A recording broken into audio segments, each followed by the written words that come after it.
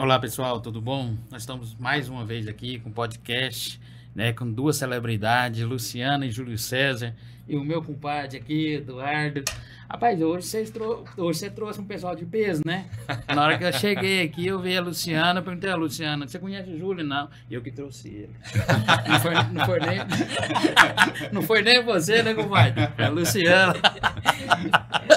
Fala, Luciana, aqui... Pela estrutura, o Júlio é de peso, né, gente? Vamos combinar. Verdade. Nós gostaríamos que vocês se apresentassem, porque a gente não tem nem know-how para apresentar vocês. Imagina. Bom, primeiro que é um prazer estar aqui novamente com vocês, novamente, né, porque nós já tivemos a experiência reiterada. Eu estava até comentando com o Júlio, quando eu transmiti o convite para ele, que eu fiquei... encantada com a abrangência que teve o programa, a quantidade de pessoas que nós conseguimos alcançar, né, com as nossas... com a ideia que nós tentamos transmitir da última vez. Isso foi muito profícuo, foi assim, realmente e a gente espera que dessa vez a gente consiga levar aí uma distração com conteúdo educativo, que é disso que nós precisamos hoje, é o que nós estávamos conversando antes de começarmos, né?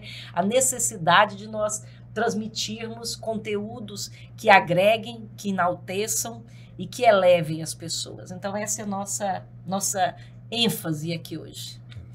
Então, prazer, eu queria agradecer muito a oportunidade que a Luciana, vocês me conferem de estar no programa. Immanuel Kant diz que em certos momentos de nossas vidas, não importa a posição que o nosso corpo se encontre, a nossa alma está sempre de joelhos. E a minha alma em genuflexão, diante da oportunidade de estar aqui, para a gente poder falar de coisas boas. Um tempo em que se sintoniza tanto com a negatividade, nós vamos falar de positividade, de altruísmo, de gestão, de liderança, principalmente de governo e autogoverno, né? Que nós saibamos governar as nossas emoções para que nós possamos gerar resultados. Meu nome é Júlio César, eu moro em Goiânia há 20 anos, estou em Goiás há 30 e estamos entre os melhores profissionais do Brasil, com muito orgulho, celebrando esse momento aqui com vocês. Tá certo. Para nós é uma honra, Luciana e Júlio César, receber vocês, e eu confesso que a presença de vocês engrandece o nosso projeto de levar até as pessoas informações que sejam dignas de gerar crescimento, de gerar maturidade, de gerar aproveitamento dessa vida, dessa história que a gente tem a deixar para trás, né? Chegando aqui, o Júlio César já pegou uma ampulheta, é assim que se chama, não é isso? E veio nos apresentando até os significados daqui. O futuro está na parte superior, o presente ao meio e o passado abaixo. E isso tem tudo a ver com o que nós buscamos aqui nesse projeto, Júlio César. Nós temos consciência que o nosso presente é muito pequeno, ele é muito estreito, conforme está aqui demonstrado para os nossos amigos. Achei aqui. O futuro, vou até colocar da forma... Nossa, não é assim que funciona. É assim. Misericórdia. Vamos lá. Não estrague o tempo que você tem. Aproveite o passado para promover o futuro. E aí tem uma frase que a gente adora dizer. O tempo está passando, não é o tempo que passa. Somos nós que passamos pelo tempo, porque o tempo é o mesmo todos os dias. E aí, Henry Drummond tem um livro chamado Dom Supremo, que ele diz o seguinte: os melhores momentos que nós vivemos na vida foi na companhia do amor, porque o tempo não transforma o homem, mas o amor transforma. Olha só, e nisso eu observo que nós temos tanto a aprender, Júlio César, Luciana e Glauco. A estreiteza do presente, eu acho que isso é um recado precioso para que a gente compreenda que o presente só se permite viver uma coisa por vez. Se pode ver que até mesmo o que desce, né, aqui da parte que simboliza o futuro, aquela que simboliza o passado, ela passa pouco a pouco. E muitas vezes nós queremos fazer muito no mesmo tempo, e nós temos que ter a sabedoria de discernir prioridades, atribuir ao presente o valor precioso que ele tem e usá-lo de maneira sábia, porque ele não volta mais. E todo o processo de crescimento, ele é homeopático, ele é lento, é gota a gota, dia a dia, hora a hora, minuto a minuto, segundo a segundo. A viagem mais longa é empreendida metro a metro. Uma gestação leva-se 9 meses. Mas os nossos jovens, principalmente eles que têm síndrome de pensamento acelerado, transtorno de déficit de atenção, eles querem as coisas para ontem, como não sabem esperar, geram frustrações muito grandes e se autodestroem quando eles não conquistam de forma rápida aquilo que eles gostariam de ter. Mas eu acho que um dos maiores pecados cometidos hoje é duas frases que são até pueris. É dizer, vou matar o meu tempo, o passatempo. Existia até os brinquedinhos para passar o tempo.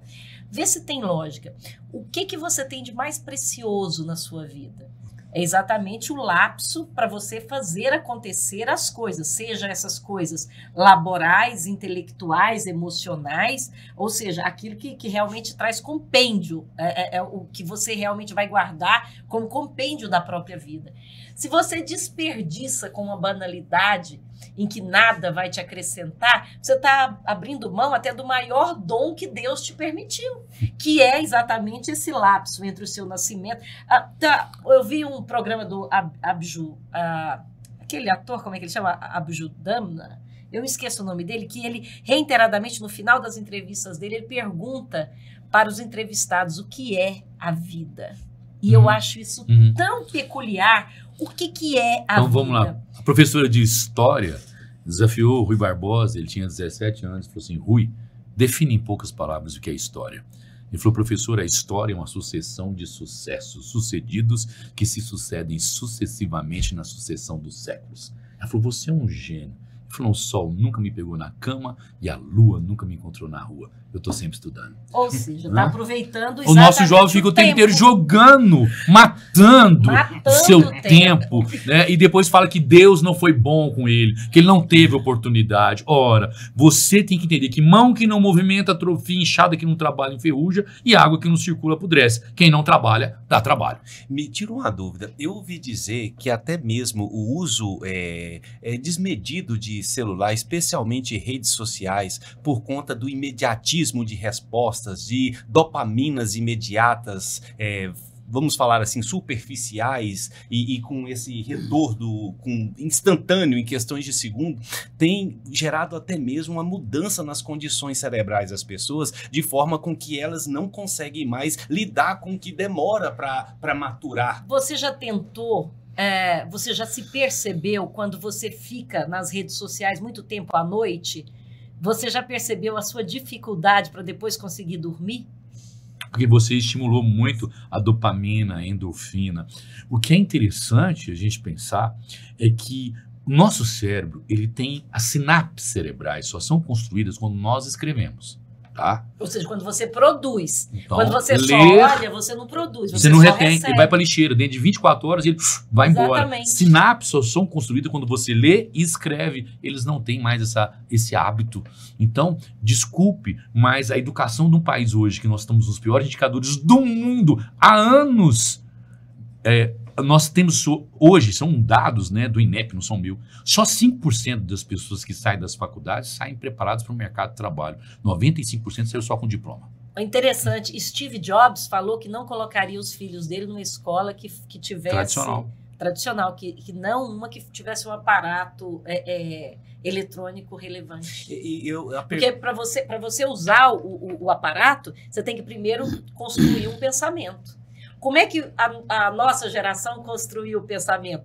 Nós construíamos o pensamento em cima de construir palpavelmente as coisas. Você construiu o carrinho de rolimã, você construiu os próprios... Mas vou te falar onde que começou o câncer da educação no Brasil. E hoje? O câncer da educação no Brasil começou em São Paulo.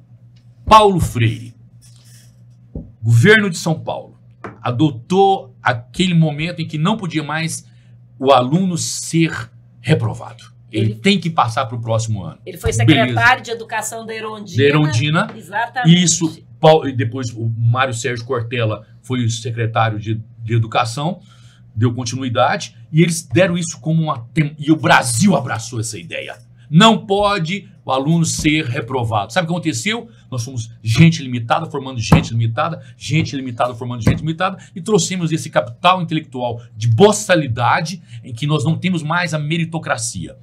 Quando Michelangelo pinta a Capela Sistina, observa o dedo de Deus, ele está em riste. Como é que está o dedo de Adão? Curvo. Bastaria ele fazer esse movimento e ele tocaria Deus. O que o pintor quer dizer? Que o homem quer que Deus faça por ele Tudo. que ele tem que fazer. E não é. Misericórdia. Em suma, faça a tua parte que eu farei a minha. E aí, Se é esse você o fica problema. passivo, meu amigo, Deus já te fez o quê? Imagem e semelhança dele. Você já imaginou o poder que ele te deu para que você construa? Pegando o gancho do Paulo Freire, olha o pecado que eles cometeram. A ideia inicial era que aquele método fosse aplicado na época do regime militar para a alfabetização de pessoas já de idade, o que foi um sucesso, porque aquelas pessoas já de idade, elas não precisavam construir, elas precisavam aprender a ler ali o básico que seria satisfatório, e foi um projeto maravilhoso. Só que aí vieram e pegaram o que era restrito, o construtivismo, pegaram o que deveria ser aplicado de forma restrita para um público específico E popularizou. para quem deveria ser construído com primazia. Você, quando você vai construir sua casa, você não pensa em fazer inicialmente um barraquinho só sem bases. Você pensa em fazer as bases e tudo para depois levantar as paredes. Fizeram o contrário na educação brasileira. E resolveram levantar paredes sem bases nenhuma, sem estrutura, sem nada. Nós não aprendemos com aquilo que tinha de melhor. Maria Montessori deixou de ser médica para poder trabalhar com crianças especiais. Eu fui educado no método Maria Montessori, escolas escalibrinianas e colégios maristas. Você aprende a ter disciplina, pata de galinha nunca matou pintinho. Você tem que ter disciplina, você tem que ter hierarquia. A gente é fantástico dominar a língua mátria, pátria e fátria. Nem português eles falam. É o caso hoje dos colégios militares, né? É o caso. Por que hoje os pais se degladiam para conseguir uma vaga para um filho num colégio militar? E aí vem a turma dos boçais, quando quer se expandir o projeto para ensinar o seu filho a ter respeito, a ter disciplina, a ter essa postura, né, que hoje nós esperamos, tanto que como nós falamos ainda há pouco, antes de começar o programa está sendo tão necessária no meio profissional. Né? Outro dia eu estava vendo que hoje está em voga, os pais acompanharam os filhos na entrevista de primeiro emprego. Tem lógica uma coisa dessa? Que valoração que esse profissional está vendendo de si mesmo? E a autoconfiança dessa pessoa que pleiteia a vaga, né? Desse adolescente. Pois você contrataria? De maneira alguma. Outra coisa que a gente fala que tem um erro, tá? Em nível de português. A nível só se for do mar. A gente fala assim, quanto tempo de experiência você tem? Tudo que você está experienciando, você está fazendo diferente. Se há 20 anos o professor está dentro da sala de aula, lecionando da mesma forma, ele não tem 20 anos de experiência, ele tem 20 anos repetindo os mesmos atos. Está errado. Etimologia das palavras. Vamos fazer um curso de reciclagem, você recicla lixo. Vamos fazer um curso de capacitação, você capacita incapazes. Vamos fazer um curso de qualificação, você qualifica desqualificados. Vamos fazer uma oficina no lugar de mecânica. A palavra certa é seminário, que vem de sêmen. É engravidamento, é um novo corpo e uma nova alma que deve surgir através do conhecimento. Novas ideias, novos métodos, nova propulsão para aquilo que é desejado e devido. Olha só. Então a gente faz, o sistema está todo errado. Eu falo que tem coisas que a gente pode aproveitar, né? Eu sou de uma família, a minha irmã é psicóloga e pedagoga. Nós temos uma creche há 44 anos, em que nós temos um modelo a ser seguido e que todo mundo bate palmas. Minha mãe e minha irmã trabalham isso com eficiência nossa. Todo mundo briga para ter as professoras formadas numa creche, para você ver o que é trabalhar com excelência. Então, você hoje, o grande homem, estou colocando no masculino e feminino, tá, gente? Uhum. Por favor. Quando eu falar o homem, cabe o masculino e o feminino. Pelo menos eu aprendi assim. Você não usando todos, está de boa. Não vou mesmo. Com todo respeito a quem acha que é legal. Com todo respeito à literatura que eu estudei até hoje. Cortei minha linha de raciocínio. Mas o que eu falo que o grande visor de águas é você saber trabalhar os 3 Qs. QI, QE e QS. Coeficiente de inteligência, coeficiente emocional e coeficiente espiritual, que é a tríade do homem do futuro. Você tem que ter as 3 em equilíbrio, tá? Mas um dia o cara trouxe, um grande empresário trouxe para o Gandhi, o seu filho, e falou assim, Gandhi, eu quero que você faça de meu filho um grande homem. Ele falou assim, antes de fazê-lo grande, faça o bom. Nem todos podem ser sábios, mas todos podem ser bons. Deus, quando vai medir os seres, Ele não passa a fita meta em torno do nosso cérebro, do nosso cofre, dos nossos diplomas. Passa a fita meta em torno do nosso coração. É a capacidade de amar que nos diferencia. Por isso que Jesus disse, meus discípulos serão conhecidos por muitos se amarem.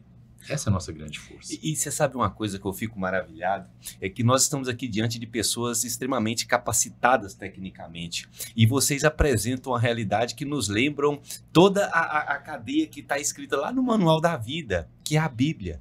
É a inteligência do corpo, da mente e do espírito. Logicamente que eu não tenho culhão intelectual nem conhecimento técnico para afirmar isso, mas a minha leitura do homem médio diz claramente que a inteligência do QI, que o senhor diz, é a inteligência racional, que seria a do corpo, a inteligência emocional seria a da mente e a espiritual é a que vem do espírito. A mesma tríade que o senhor se refere como 3 Qs de inteligência que levam ao sucesso profissional, material, e a tudo mais na vida, são as 3 áreas de inteligência que nos acessam ao equilíbrio para chegarmos até o Pai, vamos dizer assim.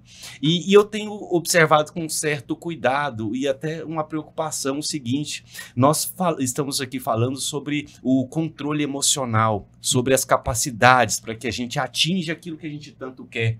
Coisa que é tão desprestigiada às vezes nas escolas, que buscam apenas o intelectual, eu imagino. E a minha preocupação é o seguinte, nesse ensaio inicial nós tratamos vários assuntos que nos mostram que os nossos hábitos, os nossos costumes estão nos afastando dessa consumação. E eu queria que vocês falassem a respeito disso. Vamos fazer uma reflexão. Hoje o Brasil é o país que mais toma ansiolítico no mundo. Triplicamos o suicídio pós-Covid. Somos o maior usuário de maconha do mundo, o maior usuário de crack do mundo, começou em Brasília, chamava Merla, e somos o 2º maior usuário de cocaína do mundo. Nossos jovens estão adoecidos. Nós vivemos uma sociedade adoecida emocionalmente. Como que nós podemos modificar isso? Com a liberação da maconha? Me desculpa. Quem combate o mal com o mal atinge males maiores, né? Nós precisamos de a reforma íntima, nós precisamos de aprender com aquilo que Sócrates nos ensinou há 2.500 anos atrás. Conhece-te a ti mesmo. Eu preciso de me conhecer. Não é fugindo de mim que eu vou conseguir fazer o caminho que eu preciso para poder me encontrar. Eu preciso de fazer com que cada estágio da minha vida, onde quer que eu esteja, o que quer que eu faça, eu não seja peso na economia da coletividade. Faça-se algumas perguntas. Será que hoje eu estou melhor do que ontem? Será que amanhã eu vou estar melhor do que hoje? Se hoje fosse meu último dia de vida, a quantas pessoas eu iria fazer falta? Pegando um gancho nisso que o Júlio falou, essa semana eu estava fazendo um compêndio, eu participei de uns debates onde haviam alguns ateus, várias pessoas de vários nichos, de várias religiões, ateus e tudo mais. O que eu reparei ali? A quantidade de pessoas que denigrem, seja a religiosidade de um, seja a própria ideia de Deus e tudo mais, sem o raciocínio lógico do que é isso. Nem ele sabe o que ele está falando. Ele não sabe. Aí eu perguntei, quem de vocês que está denegrindo, por exemplo, o cristianismo, que conhece as premissas cristãs? Aí a maioria fala uma coisa, pincela, eu falo que são os intelectuais de Facebook, né? Aqueles que pegam uma frase e jogam essa frase para você, como se isso fala, aí ou então joga alguns comportamentos isolados, como que denigrem nas pessoas que são as cabeças, alguns padres, alguns pastores, parará, como se isso fosse regra. E aí eu perguntei para a pessoa, falei, matar é certo? Você mataria hoje? Não, claro que não. Trair é certo? Não, claro que não. Roubar é certo? Claro que não, mas eu não preciso de religião para me dizer isso. Falei, de qual código moral você tirou que isso não é certo? Perguntaram a Chico Xavier, Chico, define em poucas palavras o que é Deus. E ele disse, no dicionário a palavra definir significa limitar. Nossa. Não se define aquilo que não se limita. Mas se nós, com as nossas despretensiosas palavras, se pudéssemos dizer alguma coisa sobre Deus, seria Pai Nosso. Aliás, essa colocação não é nossa, é de Jesus. O que eu posso te adiantar é que na visão hinduísta, Deus é uma grande esfera, onde o núcleo está em todos os lugares e a circunferência não está em lugar nenhum. Mas não se engane, meu filho, Deus não é o Deus que os homens criaram, é o Deus que criou os homens, e ele é tão bom conosco que nos dá o direito até de negá-lo. Até de negá-lo. Santo Agostinho depois fala, Deus não é para ser entendido, é para ser vivido. Então quem é você para achar que não vive Deus? Olha aí. Deus se fez intuir em todos os homens, em todos os tempos, em todas as culturas. Nunca se encontrou uma única tribo numa ilha remota que nunca teve contato com ninguém, que não tivesse a ideia do divino introspecto. E todos os deuses para civilizações são em tríade. Todas. Todas as Exatamente. civilizações. Será que é acaso? Uma coincidência. Será que a maioria... E aí vão pegar uma simbologia maçônica, que as pessoas falam que maçonaria é bruxaria e desconhecem. Se você pega o delta sagrado, que é o símbolo de Deus para o maçom, é um olho dentro do triângulo. Sabe o que ele representa? Pai, Filho e Espírito Santo. Onisciência, onipresença, onipotência. E depois vem o grau estrela, máximo do né? maçom, 33, que é o grau crístico, Crístico. a idade que Jesus morreu. Aí Você entendeu? Então, assim, a desinteligência e a falta de informação, aquilo que você falou, faz muitas pessoas, por exemplo, ir para o debate. Vamos falar agora nas redes sociais. O povo vai debater sobre política. Você já coordenou campanha política? Não. Então como é que você pode falar uma coisa que você não viveu? Chama sujeito cognoscível com objeto cognoscente. Sujeito envolvido com o fato. Você já leu a Ética de Platão, a Política de Spinoza, os sermões de Padre Antônio Vieira, os discursos do método Descartes, o discurso de Cícero? Não.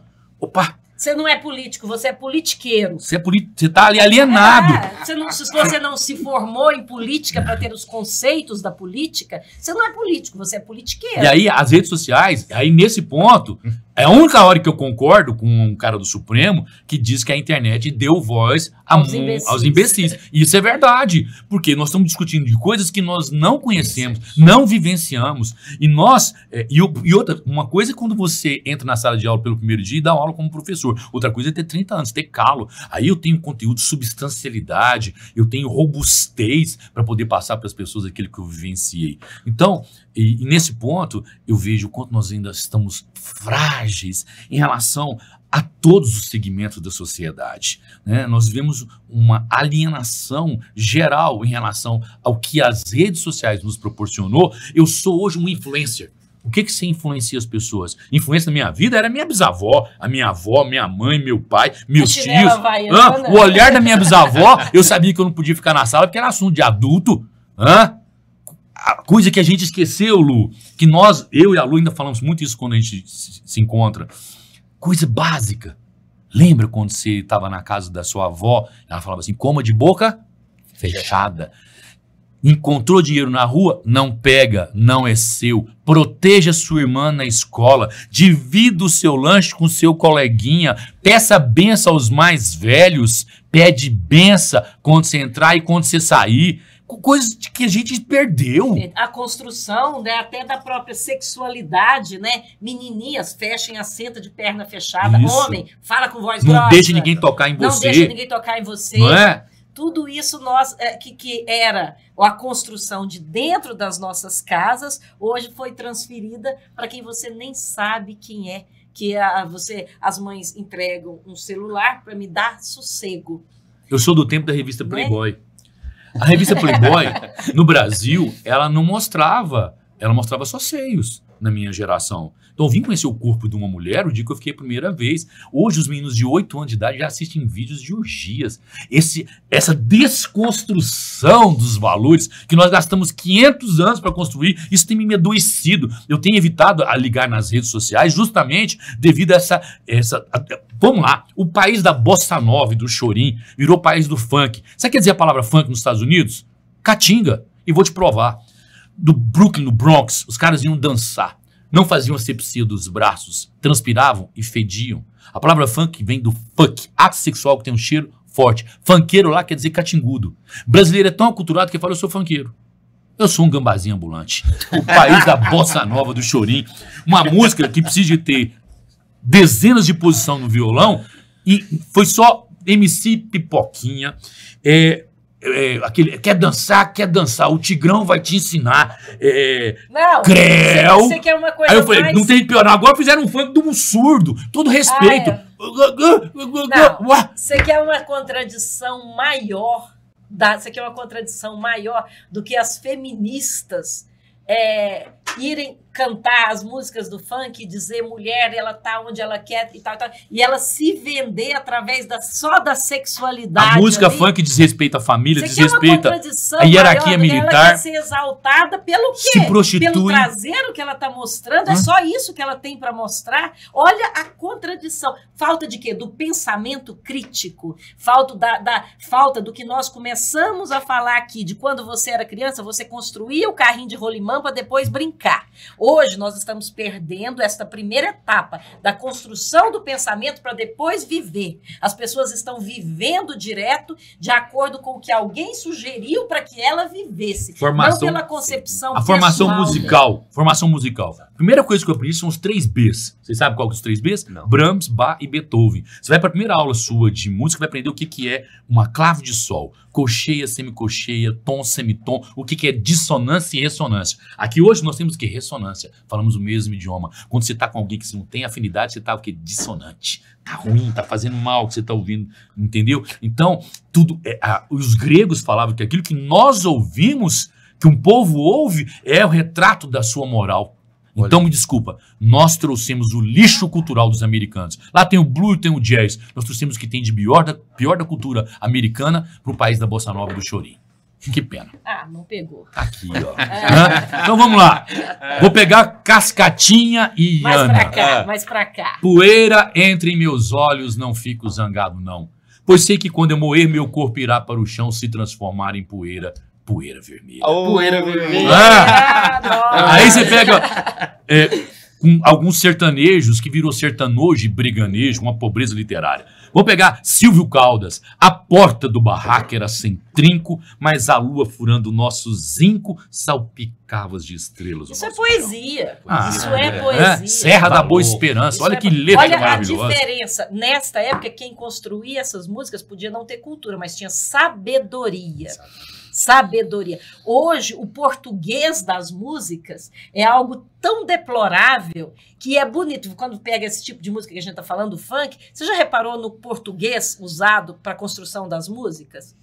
É paupérrimo. É paupérrimo. Você pega um Vinícius de Moraes, olha as letras de Vinícius de Moraes, a composição do Toquinho, para tocar uma música aquarela, quantas posições você faz? Pagode, tchan, tchan, tchan, tchan, tchan, tchan. Aí o funk é pior. Pancadão, tuf, tuf, tuf, tuf. Guarda isso, você que está nos ouvindo, que gosta de passar com o carro do som muito alto, sabe o que representa? Bengala psicológica. Quem não tem conteúdo por dentro faz barulho por fora. Quanto mais potência tem um som, menos potência tem você dentro do seu carro. Olha só. E uma coisa interessante é que a gente observa, assim, eu não tenho conhecimento de música, não sei os detalhes, tudo isso, mas o sentimento que a música é capaz de gerar nas pessoas, a sintonia que ela é capaz de proporcionar àqueles que estão ouvindo. Daí me vem o recado precioso que tecnicamente vocês apresentam aqui. Musicoterapia. Se utiliza a música para poder ajudar pacientes, até animais. Animais que estão em ordeadeira mecânica, se coloca música clássica. Você coloca música clássica. Você entendeu? Então, que influencia muito. Eu tive um filho que teve um estado prolongado em UTI, que teve falta de oxigenação no cérebro, teve morte relevante de neurônio. E nós, nos primeiros dias de vida dele, já começamos a trabalhar a musicoterapia. E de acordo com os grandes clássicos, ele tinha receita médica. Hoje vai ouvir Mozart, hoje vai ouvir... para excitar os neurônios. Excitar e incitar. Então, isso fazia com que os neurônios, que ainda existe, o neurônio que já estava inativo, ele criava um braço para passar a função dele para outro que está ativo. Isso se chama musicoterapia, que é o que o Júlio falou. Isso, nas pessoas que têm Alzheimer, elas esquecem de tudo. Existe até um vídeo que ficou famoso de uma bailarina que quando coloca o Lago do Cisne, ela repete... As sinapses cerebrais voltam, os movimentos. Ela não não lembra de mais nada, ela não reconhece ninguém. Mas quando ela ouve a música, ela reproduz tudo que para ela já foi importante, já foi íntimo e tudo mais. É da mesma forma, você viaja, quando o Júlio falou aqui de Cascatinha e Ana, eu fui lá na casa dos meus avós na infância. Você se transporta, você não precisa de muito. Vou dar um exemplo de... Olha a grandeza disso, para nós estarmos desperdiçando com tum-tum-tum, né? Tum-tum-tum não, que eu já tô quase... Quando o meu filho falava, entrava no carro e falava, mamãe, põe o tum-tum-tum, tu quer o Queen. Né? Você que gosta de violão, né? Violão és meu único afeto, meu companheiro dileto. De tanto roçar meu peito, tens hoje o timbre perfeito da voz do meu coração. Que coisa boa. Mas deixa eu te perguntar a vocês. Nós estamos falando de uma coisa que já passou. E um passado e futuro. A gente observa, eu trabalho numa farmácia, que a briga pro ansiolítico é desenfreada, compadre. Tem pessoas que, quando acaba o remédio e não tem receita para comprar, briga com nós farmacêuticos. Você entendeu? Chega lá estapeando.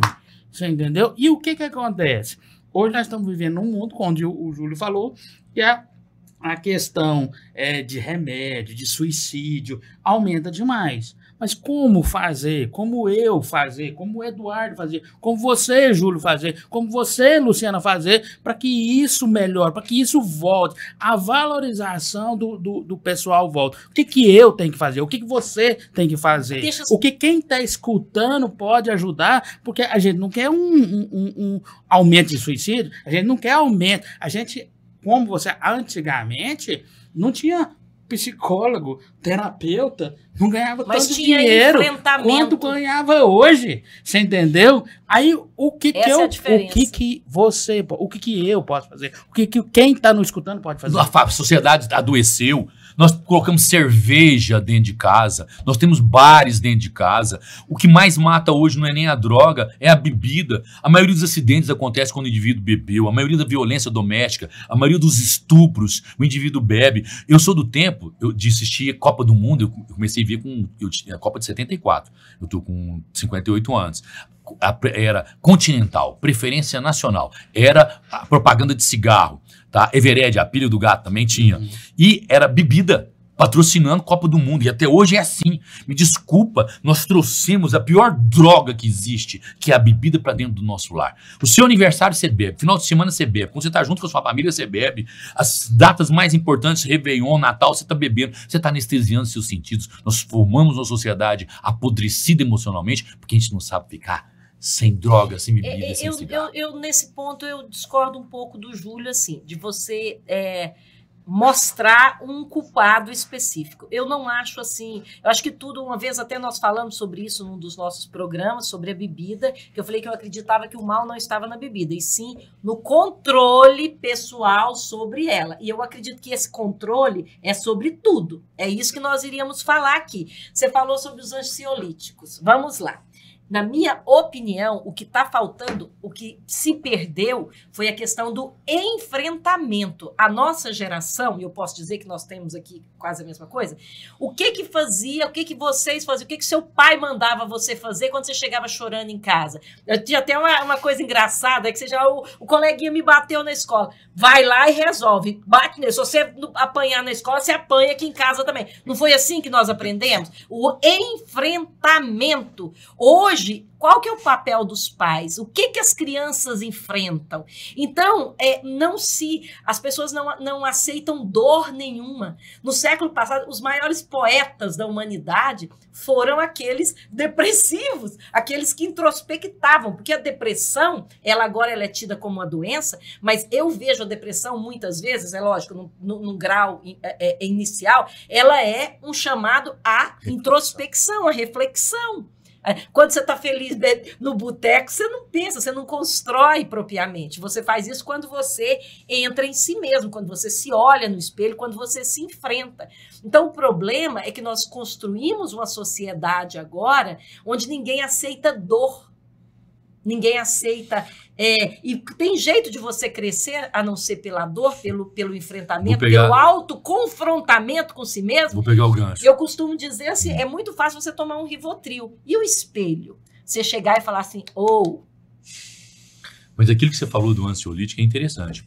A dor que estás recebendo pode ser o bem que estava te faltando. Porque é o que te move. Guimarães Rosa, né, fala que É a o que beleza te da move. vida não está na chegada nem na partida, mas na grandeza da travessia. E crescer dói.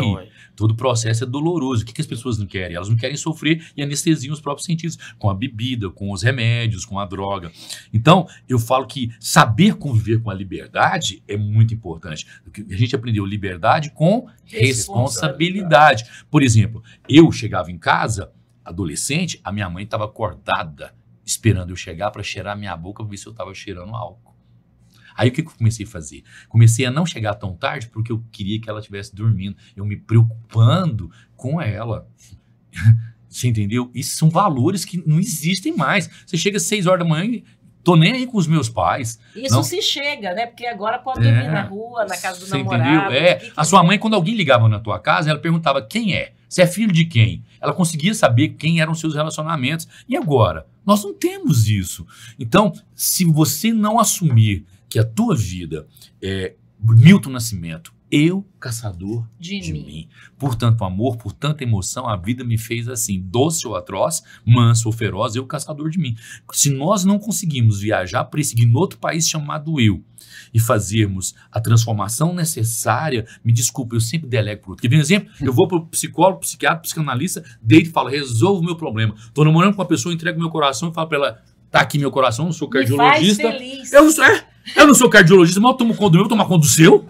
Não é pesado demais isso, não é? Outra frase que a gente falou, Lu, no início, mulher tem que ter passado e homem tem que ter futuro. Aí você pega um cara sem futuro que quer ser feliz, construindo seu relacionamento em cima de areia movediça. O cara é usuário, já bateu na mãe, já largou de 3 esposas, tem 7 filhos, não paga pensão, e você acha que ele vai te tratar bem? Feliz, vai ser com você. Você vai fazer feliz?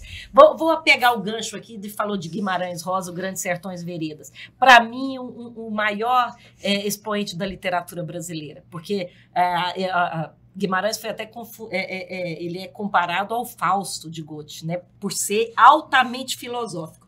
E olha que coisa bonita, ele faz a travessia dos grandes sertões, né, das terras de Minas Gerais, e ele descreve aquela beleza maior das regiões lá, aquela coisa linda, o céu. A passagem dele que me encanta é Riobardo e Diadorim. Riobardo, o cangaceiro, apaixona por Diadorim. E ele ficava se culpando. Olha a ambiguidade disso aí, que é peculiar à vida. Ele atravessa a beleza sofrendo e se autocogitando o tempo inteiro. E a melhor parte é quando ele durante a travessia. Né, ele mostra assim, sofrimento. Ele sofre porque ele não entende a si mesmo, ele não entende os próprios sentimentos, ele não entende em que ele está se embrenhando, mas aí quando ele cogita isso para ele seguir em frente, ele busca os parâmetros pessoais dele, mas passando pela paisagem bonita. Olha só a peculiaridade com a vida. Agora eu te pergunto, quantos estudantes hoje conseguem ler Grandes Sertões Veredas? Vamos mais, na hora que Riobardo... compreender isso e levar isso para a própria vida. Que uma Diadorim não é o começo nem o fim de uma vida. Para quem não entende, Diadorim foi o grande amor de Riobaldo, que é o filósofo cangaceiro, né? E que ele se cogita porque achava que era um homem e depois ele entende que era uma mulher. É muito interessante. Ele se perde no amor e depois ele se encontra totalmente na realidade. É maravilhoso todo o prospecto que o romance nos dá. Mas para isso você precisa parar, analisar, compreender. E aí eu volto ao início. Quantos estudantes hoje estão sendo preparados para compreender, para contextualizar lições para trazer para a própria vida? Vamos lá. Quantos? Quando Voltamos a Paulo Freire lá do início. Quando o Riobardo via Diadorim sendo lavado, Ele viu que Diadorim não era um homem, era uma mulher. Que é quando E matam aí- ele. Quando E aí morre. ele escreve que Todo eu tive... mundo viu na Globo, infelizmente. Que eu tive... A referência é a Bruna Lombardi como Diadorim. Eu tive alegria na alegria, mas eu tive muito mais alegria na tristeza. Porque eu descobri que não amava um homem, eu amava era uma mulher. Isso é lindo. A frase né? mais bonita para mim, Diadorim é minha neblina, ou seja, é aquilo que turva o olhar, que não deixa ele ver claramente. Então ele tem que pensar a respeito, ele tem que cogitar, ele tem que se trabalhar, ele tem que buscar, ele se rasga para se construir novamente. Mas é importante... Ela é minha neblina. Mas é importante que a gente respeite as diferenças, e eu e a Lu temos muito isso de respeitar as pessoas de sexos iguais que se amam. A gente sabe que amar, dizia Rui Barbosa, é dar-se ao outro para completá-lo e não tomá-lo para completar-se. A gente tem que parar de cobrar das pessoas tanto pedágio. Vamos oferecer o que a gente tem de bom. Não ficar querendo ditar para as pessoas normas e condutas, porque primeira coisa, eu preciso de me corrigir. Quando eu consigo me modificar, eu consigo com certeza aceitar e respeitar as diferenças, não como uma norma e uma cartilha que vem numa escola.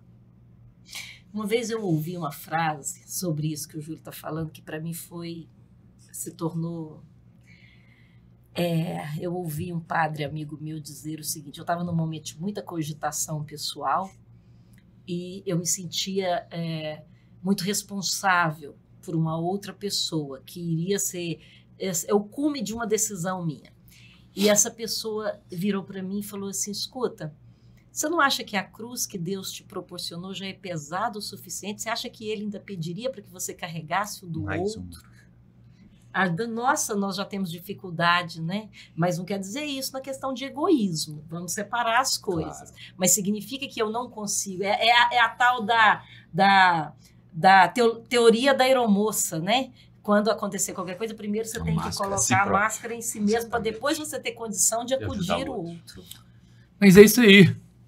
E eu fico pensando nesse contexto todo, que nós, compilando um pouco do que nós conversamos, é a dor, são as experiências, é a vida em si, a trajetória que nos dá maturidade, capacidade emocional de nos tornarmos aquilo que nós desejamos. E se você algum momento foge se tornar. através dos ansiolíticos, Você não consegue concretizar isso. E o ansiolítico, a bebida, a droga, eu observo isso como uma grande fuga de uma realidade, que é o que a gente conversou aqui em termos, né? E agora, como que eu vou chegar na situação de enfrentar essa dor? Como que eu vou conseguir enfrentar aquilo que maltrata meu coração? Olha, conheça-te a ti mesmo. Mas pra John Lennon foi um dos caras que usou muita droga. E quando ele conheceu Yoko Ono, ele parou de usar a droga. E ele escreveu assim: não se drogue por não ser capaz de suportar a sua própria dor. Nenhum lugar fará você se sentir homem. Estive em todos os lugares do mundo e me encontrei em mim mesmo. O que me ajudou nos processos de grandes perdas, de grandes dores, de grandes medos, de grandes angústias, de grandes incertezas? Fazer o bem. Ele te alimenta. Visite os infortúnios ocultos. Você visita um cego, você não devolve para ele a visão, mas você sai de lá valorizando seus olhos igual você nunca valorizou. Você visita um aleijado, eu não consigo dizer como o Cristo levanta-te e anda, mas eu saio de lá valorizando as minhas pernas como eu nunca valorizei. Eu vou no Hospital do Câncer, eu sou voluntário aqui no Araújo Jorge, né? Eu saio de lá, cada semana que eu tive a experiência de estar dentro do Araújo Jorge, são lições que eu aprendi.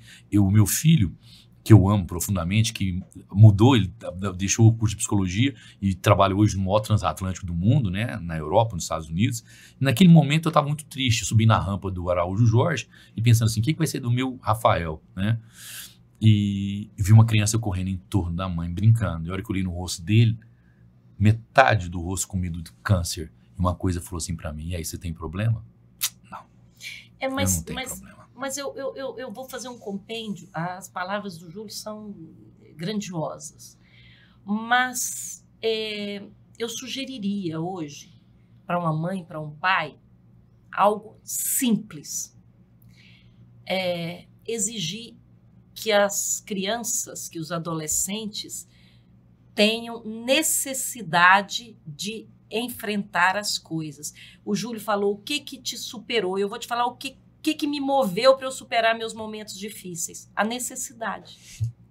O Que faz o sapo pular, não é que assim que a faz gente o aprendeu? sapo pular. É? Quando eu sabia, uma vez uma pessoa me perguntou, depois de uma vivência minha muito difícil, Luciana, como é que você não ficou depressiva? Eu falei, porque eu não tinha tempo, eu não podia. Eu tinha que pagar as contas, eu tinha que arrimar minha família, eu tinha que voltar a trabalhar para tudo isso, eu tinha que. Me diz uma coisa, hoje os jovens têm que? Eu estava comparando, nossa geração não tinha dinheiro, a gente andava de ônibus, a gente tinha um sapato para sair, independente, mesmo eu conversando com um amigo, um grande amigo meu, que é de uma das famílias mais ricas aqui de Goiânia, no outro dia, e nós estávamos conversando que nós íamos, quando abriu o Flamboyant, nós íamos todos de ônibus para o Flamboyant. Pegávamos ali na 136 aquela turma e todo mundo ia e os pais tinham aquela coisa de o dinheiro era contado para um lanche que às vezes você tinha que escolher ou o sanduíche ou o suco. E hoje, filho de quem que anda, classe média, que anda que sabe o que é andar de ônibus? Lu. Não tem necessidade de enfrentar nada. Você não tem... acabou. Manda chamar, não tem comida em casa, chama o iFood, chama o Uber que ele te leva. Não tem mais dificuldades, não tem mais passear na carroceria da caminhonete, porque a gente tinha que fazer. Quem de nós, da nossa geração, que não fez isso? Hoje ninguém enfrenta, ninguém supera nenhum problema, ninguém cria solução para mais nada. E é isso, na minha opinião, que está emperrando a consecução da vida e que está levando a isso que o Glauco questionou. Glauco, traseira de caminhão, uma frase. Não tenho tudo que amo, mas amo tudo que tem. Então vamos lá. Eu só tinha o meu Quixote e eu cuidava dele. Eu tinha o meu Vulcabras 747 para ir para a escola e eu cuidava dele. Com meia preta por baixo. Você entendeu? As meninas eram Sainha. Bamba, Conga e Melicinha, né? Então... Hoje, seu filho tem 12 tênis. Ele tem que ter marca. Porque tem que competir com os colegas ali por marca. Então, me desculpa. Uma das coisas que eu acho que é mais importante, nós precisamos fazer o caminho de volta, porque simplicidade rima com felicidade. Qual que é o melhor dia da sua vida? Quando você está no seu black tie, no Réveillon, ou quando você está no fundo da sua casa comendo um arroz com suando, tafunhando o dedo na broca, chupando o tutano que tá, jogando o osso pro cachorro, a sua sogra deitada na rede, os mosquitos entrando debaixo da saia dela, no nariz dela, e você feliz e realizado. Mas por feliz! Porque o simples te faz sobrar tempo para que você concentre no que é essencial. Agora, se eu me incomodo com a marca do tênis que eu vou usar, eu deixo de pensar no passeio que eu vou fazer. Eu me concentro mais na forma com que eu vou aparecer. E a falsa imagem. Todo mundo é feliz nas redes sociais. Ninguém fala de tristeza, de perda, de abandono. Eu sou poderoso. Eu estou empoderado. Uma pessoa que fala sobre isso, né? Eu nunca conheci ninguém que tivesse levado porrada na vida. São as redes sociais de hoje. Não mostra ninguém que levou porrada, que perdeu, você já viu? E eu vou lá no Nietzsche, que nós dois gostamos. O que não me mata, me fortalece. Então, os meus grandes erros têm que me conduzir aos meus grandes acertos. Aprenda com seus erros. Se você errou pela primeira vez, dizia Confúcio aos seus discípulos, se você errou pela primeira vez e não corrigiu, você errou pela segunda vez. Você vai continuar errando e não aprendeu com seus erros. O caminho para a gente poder fazer o caminho de volta é aprender onde nós nos perdemos no caminho e a gente poder fazer esse doce reencontro conosco. Porque é muito fácil vencer os outros. Medalha de ouro que vai ter agora de salto em altura, de distância, mas eu preciso da medalha de ouro da paciência, a medalha de ouro do perdão, a medalha de ouro da humildade. E nós somos muito longe de ser atletas do Cristo em relação a isso. E é tão interessante que a gente observa que... E detalhe, deixa eu te cortar. Claro. Tudo isso que o Júlio está falando, tem um manual de instrução prontinho pra gente. Era isso que você ia falar, não é? Tá lá no manual de instrução, assim, totalmente descrito. Paciência, resiliência. 10 mandamentos não é um código de proibição, é um código de felicidade. Quem que falou isso? Exatamente. Quem que falou isso? Sermão da montanha. Se tudo tivesse perdido do que o Cristo disse, se ficar só o sermão da montanha, tava ali. Já é um compêndio. Pronto, tá prontinho. Mas nós não gostamos de seguir leis. Nós não gostamos de ter disciplina, porque eu sou assim. Arrogância. A minha mãe tem uma frase que ela sempre diz pra mim. Eu sou assim, um sábio montando guarda a fera que trago em mim. Porque criminoso é qualquer um de nós que é descoberto. Olha o trânsito aqui. Eu amo Goiânia, mas dirigir aqui, pelo amor de Deus. Não é? Toda hora dá vontade de matar uns 3, 4. Então, um sábio montando guarda, a fera que trago em mim, porque todos nós somos um mal em potencial e um bem potencial. Depende daquilo que você mais se alimentar. Lembra da... Qual que é o lobo? Qual que é o lobo que você mais aumenta? Com o desenho do Pateta, você lembra? No trânsito? No Pateta, no trânsito? Ele ficava um monstro. Pro Eduardo que eu cortei ele. Não, que isso. E assim, o interessantíssimo de observar é que a solução para a gente encontrar esse equilíbrio às dificuldades é exatamente aquela que o Cristo nos ensinou, que é servir. Né? O exemplo que o senhor deu, a forma como o senhor utiliza para sair de suas adversidades, para digerir as aflições da vida, foi exatamente servindo. E quando se serve, se é servido.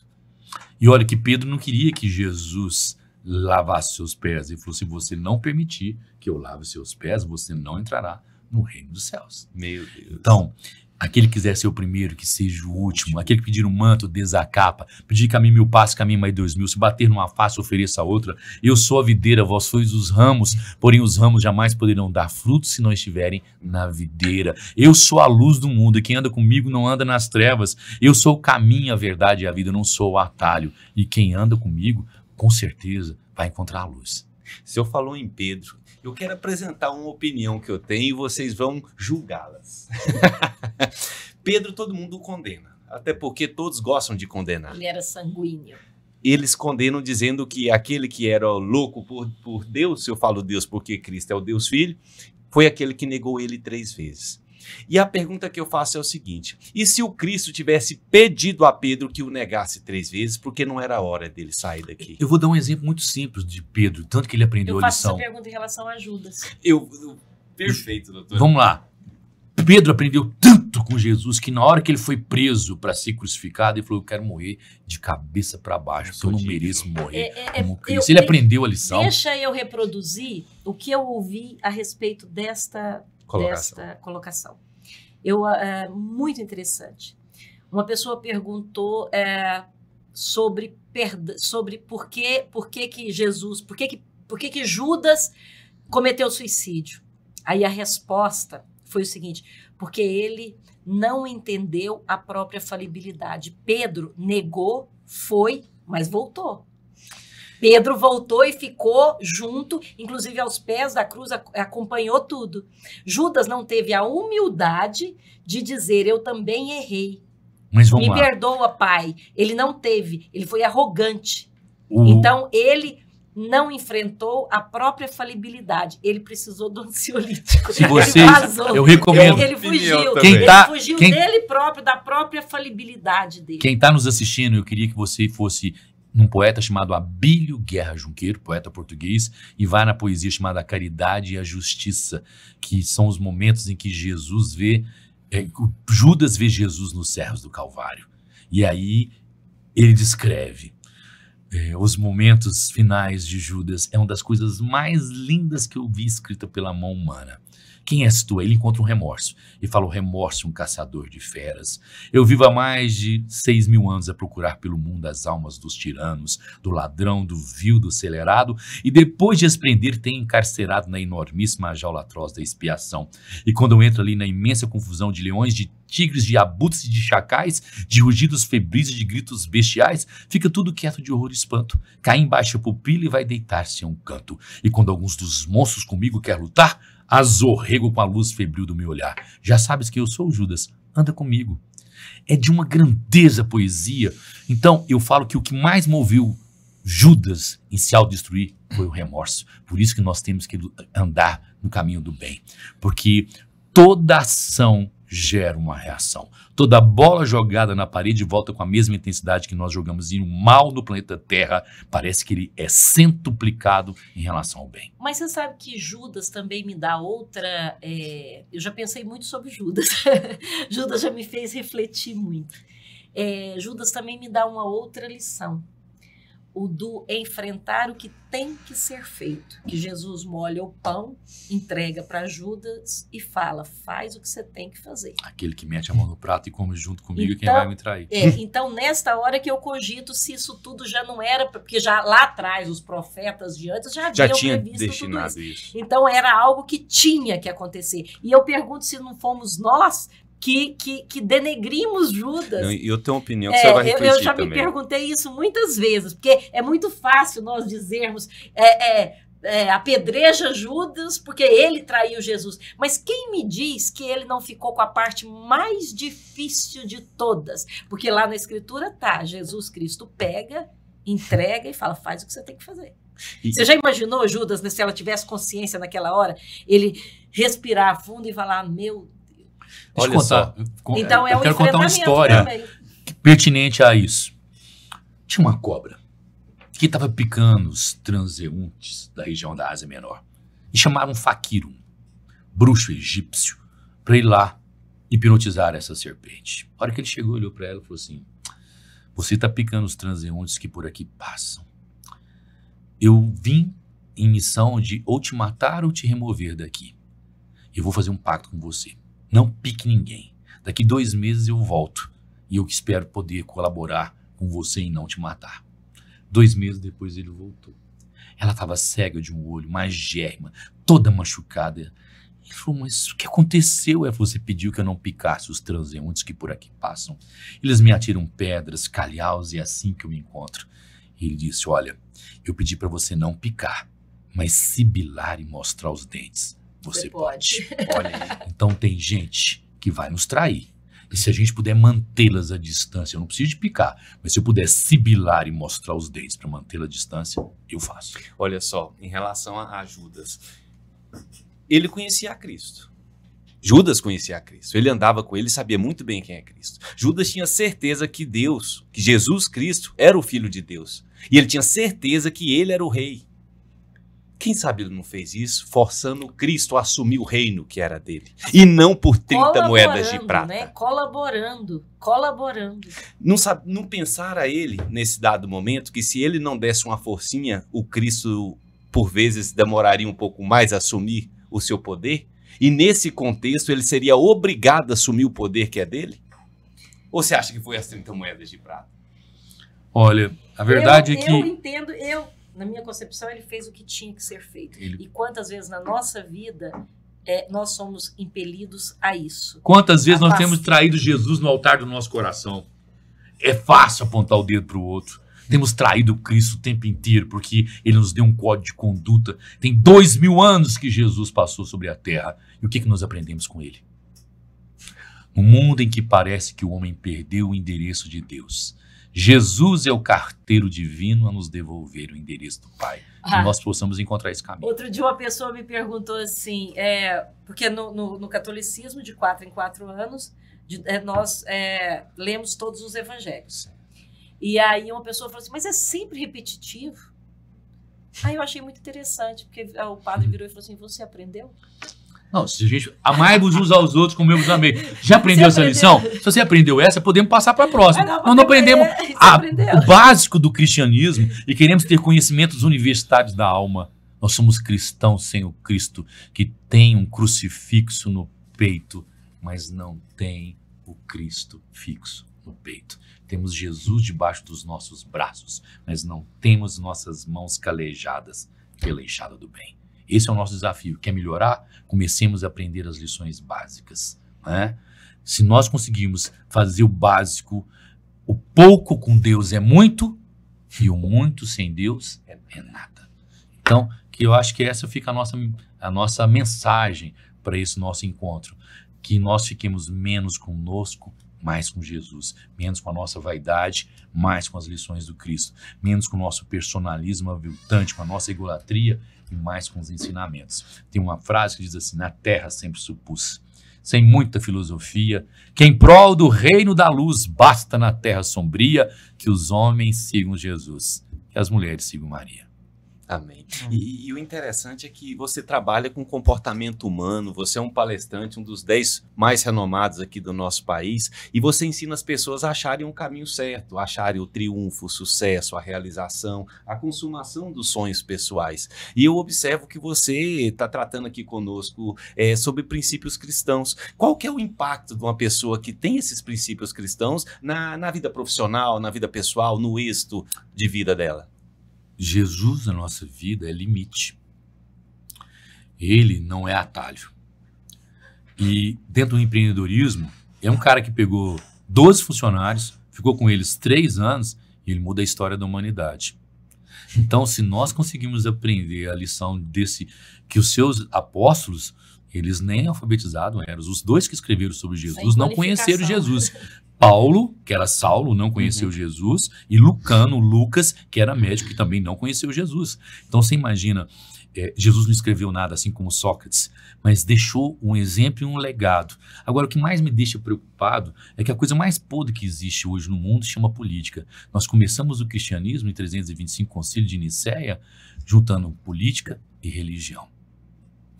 Isso é complicado. Eu não concordo que o cristianismo começou no Concílio de Nicéia. Não, foi definido. Né? Não concordo mesmo. Foi definido. Também não. Ele foi liberado para ser exercido.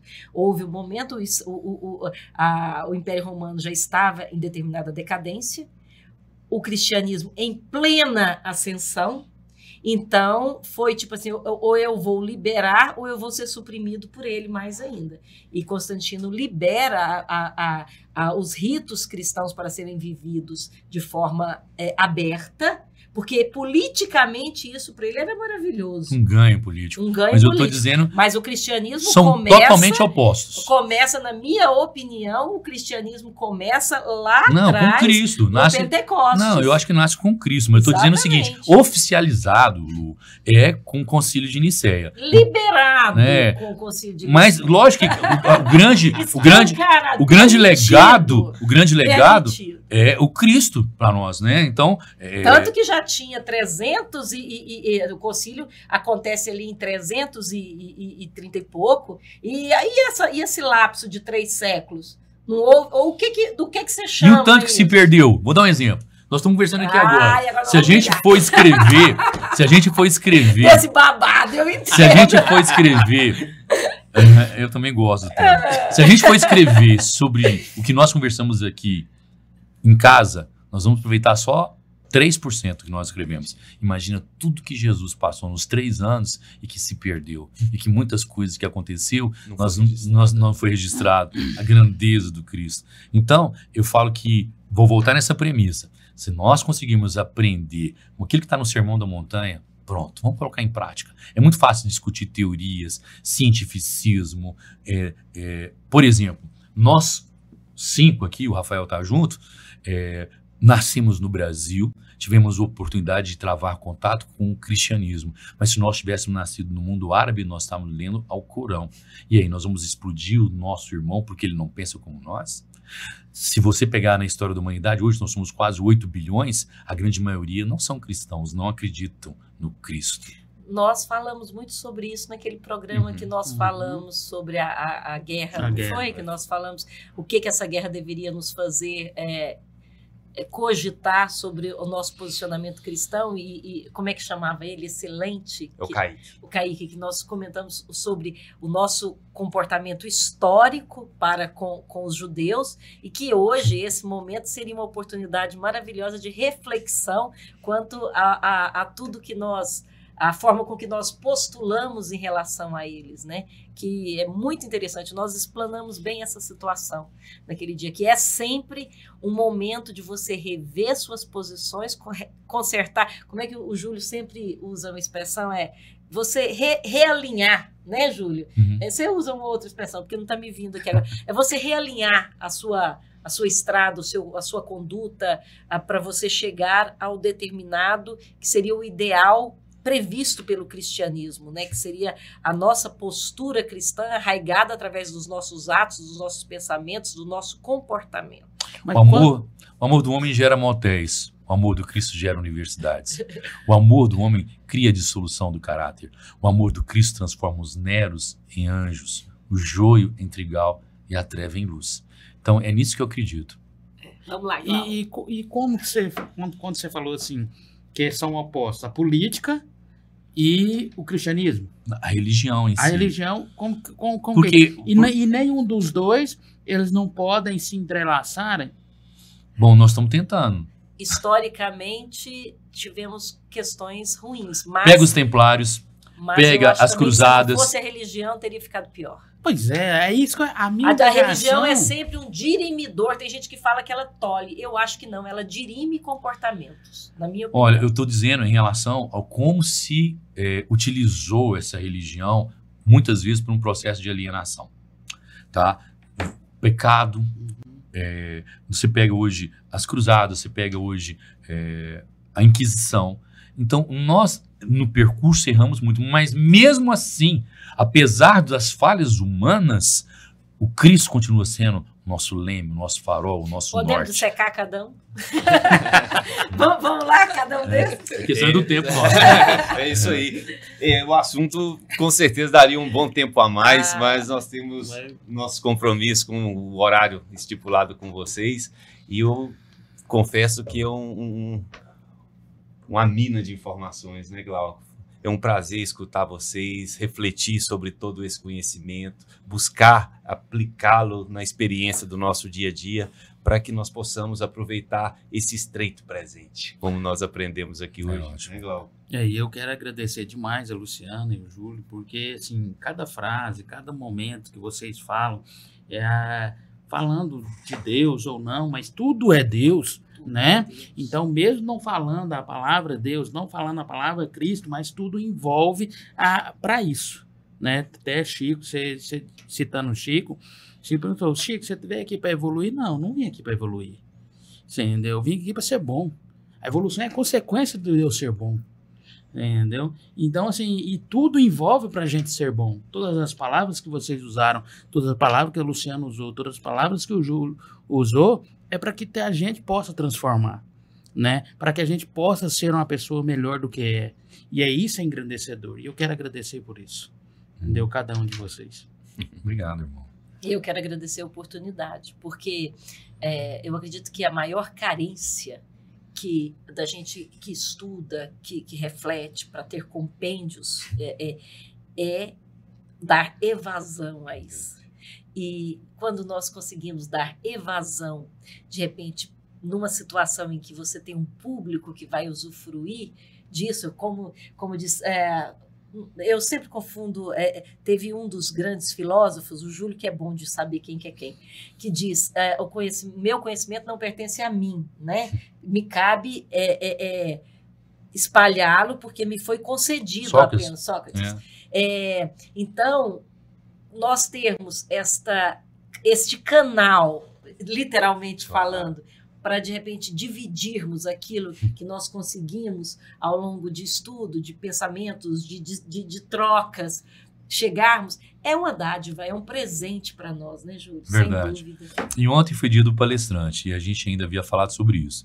Com todo respeito aos profissionais que palestram, o cara, às vezes, ele foi um nadador e teve resultados e virou um palestrante. O cara é um jogador de basquete, ou era um técnico de voleibol. Mas orador natural.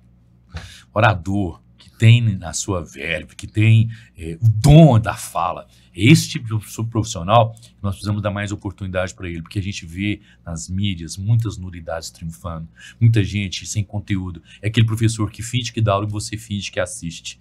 Então, que nós saibamos, cada vez mais um espaço como esse dá oportunidade de nós falarmos com uma gama de temas em que nós possamos falar de temas diversos e falar para o sério, mas principalmente para o coração. E para poder encerrar, dizer que isso daqui é Jesus há 2000 anos. Ele falou, haverá um tempo em que as minhas palavras entrarão pelos vossos telhados. A rádio, a televisão e a internet entrando no lar das pessoas e dando para elas oportunidades, porque às vezes uma palavra dessa salva uma vida. Amém. Bom demais. Obrigado. Mais uma vez, muito obrigado. Obrigado a vocês. Você sabe que isso é perigoso? Se você parar pra pensar,